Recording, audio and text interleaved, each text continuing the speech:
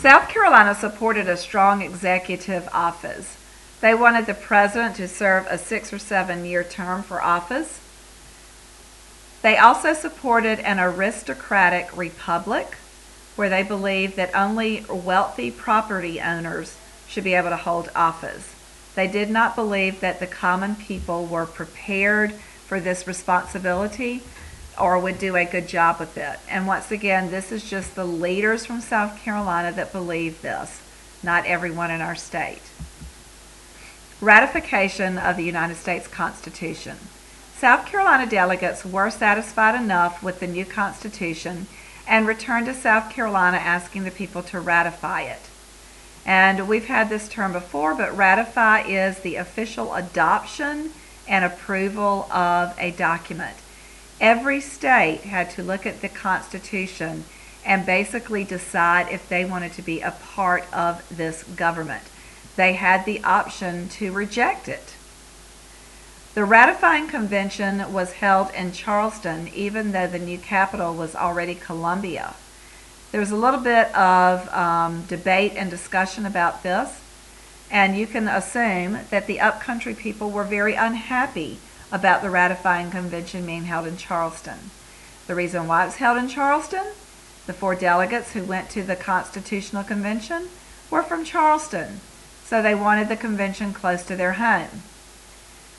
A byproduct of that was that the Low Country elite had more representation at this convention because the upcountry men lived too far away, had too much work to do, and were unable to attend the convention as well as they would like to have.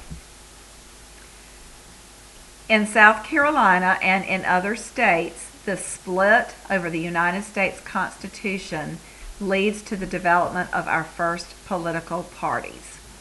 Because the Constitution proposed a federal government, meaning a strong national government, the people who liked the Constitution were called Federalists. They were in favor of this strong federal government. In South Carolina, that was mostly the Low Country elite. Anti-Federalists were people who opposed having a strong federal government. Anti-Federalists initially were opposed to the U.S. Constitution. They wanted a new government to be more like the Articles of Confederation, and that was mostly our upcountry citizens. Charles Pinckney, a Low Country elite, was in favor of the new Constitution. He wanted a strong federal government for 2 main reasons. He knew a strong federal government would be able to influence foreign affairs and establish better trade with other nations. South Carolina did ratify this new Constitution. We were the 8th state to ratify the Constitution. Therefore, we refer to South Carolina as the 8th state to join the United States of America.